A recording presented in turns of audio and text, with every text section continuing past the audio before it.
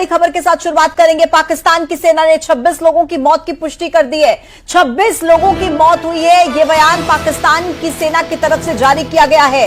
रात को 1:05 से लेकर 1:30 यानी कि 25 मिनट के अंदर जिस तरीके से भारत की सेना ने जाकर अपना बदला पूरा किया, उसके बाद देखिए पाकिस्तान की सेना की तरफ से यह बयान जारी किया गया है। यह बताया गया है कि 26 लोगों की मौत की पुष्टि हो चुकी है, यानी कि जो भारत की तरफ से स्ट्राइक की गई उसमें पाकिस्तान सेना ये कह रही है, कबूल रही है कि 26 लोगों की जान गई है। इससे पहले भी पाक आर्मी ने यह कहा था कि 6 जगहों पर 24 जगह पर भारत की तरफ से हमले किए गए, जिसमें 8 लोगों की मौत की पुष्टि पहले वो करते हुए नजर आ रहे थे और अब पाकिस्तान सेना की तरफ से ये क्लियर कहा गया है कि 26 लोगों की इस हमले में जान गई है।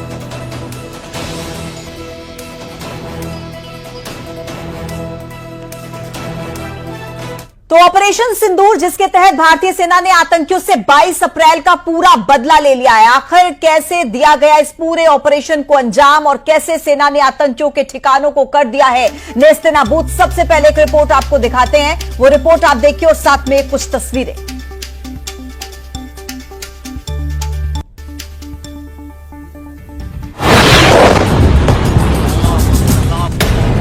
तारीख 7 मई, रात 1:05। ऑपरेशन सिंदूर।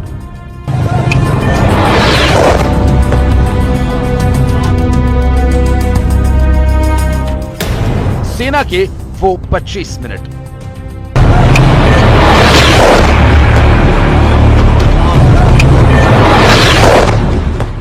जब देश नींद में था तो पाकिस्तान की नींद उड़ाने वाली उस स्ट्राइक को अंजाम दिया गया, जिसकी दहशत पाकिस्तान को रह रह कर सता रही थी। एक के बाद एक 9 ठिकानों पर धमाकेदार हमला किया गया।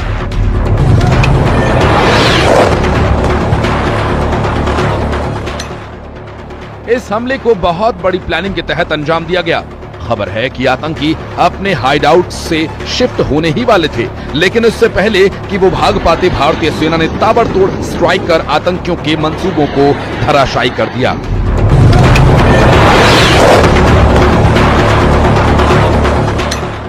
आतंकियों के ठिकानों को तबाह बर्बाद करने के बाद अब हर कोई इस ऑपरेशन के पीछे की कहानी जानना चाहता है और उन 25 मिनट्स की कहानी विदेश सचिव विक्रम मिस्री, कर्नल सोफिया कुरैशी और विंग कमांडर व्योमिका सिंह ने प्रेस कॉन्फ्रेंस में बताई। पूरे ऑपरेशन को परत दर परत मीडिया के सामने रखा। एक समूह ने खुद को रेजिस्टेंस फ्रंट TRF कहते हुए इस हमले की जिम्मेदारी ली है। यह समूह संयुक्त राष्ट्र द्वारा प्रतिबंधित पाकिस्तानी आतंकवादी समूह लश्कर-ए-तैयबा से जुड़ा हुआ है।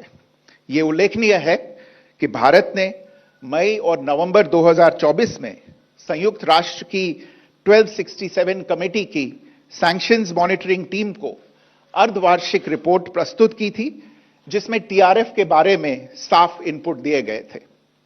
इससे पाकिस्तान स्थित आतंकवादी समूहों के लिए कवर के रूप में TRF की भूमिका सामने आई थी। इससे पहले भी दिसंबर 2023 में भारत ने इस टीम को लश्कर-ए-तैयबा और जैश-ए-मोहम्मद के बारे में सूचित किया था, जो TRF जैसे छोटे आतंकवादी समूहों के माध्यम से अपनी गतिविधियों को संचालित कर रहे हैं। इस संबंध में 25 अप्रैल को UN सिक्योरिटी काउंसिल प्रेस वक्तव्य में TRF के संदर्भ को हटाने के लिए पाकिस्तान के दबाव पर भी ध्यान दिया जाना चाहिए। कर्नल सोफिया कुरैशी ने बताया कि कैसे रात 1:05 से लेकर 1:30 के बीच आतंकियों के 9 ठिकानों को तबाह बर्बाद कर दिया गया। सवाई नाला कैंप मुजफ्फराबाद, जो कि POJK के लाइन ऑफ कंट्रोल से 30 किलोमीटर दूर है, यह एक लश्कर-ए-तैयबा का ट्रेनिंग सेंटर था। 20 अक्टूबर 2024 सोनमर्ग, 24 अक्टूबर 24 गुलमर्ग, 22 अप्रैल 2025 पहलगाम, इन हमलों के आतंकियों ने यहीं से प्रशिक्षण लिया था। सैयदना बिलाल कैंप मुजफ्फराबाद, यह एक जैश-ए-मोहम्मद का स्टेजिंग एरिया है। यह हथियार विस्फोटक और जंगल सर्वाइवल ट्रेनिंग का केंद्र भी था। गुलपुर कैंप कोटली, यह एलओसी से 30 किलोमीटर दूर था। लश्कर ए तोयबा का बेस था जो रजौरी पुंछ में सक्रिय था। 20 अप्रैल 2023 को पुंछ में और 9 जून 2024 को तीर्थ यात्रियों के बस हमले में यहीं से आतंकी को ट्रेन किया गया था। भारतीय सेना ने पहलगाम हमले का बदला लेते हुए प्रतिबंधित आतंकवादी संगठन जैश ए मोहम्मद लश्कर ए तैयबा के ठिकानों को नेस्तनाबूद कर दिया और साफ संदेश दिया कि अब आतंकवाद किसी भी कीमत पर बर्दाश्त नहीं किया जाएगा।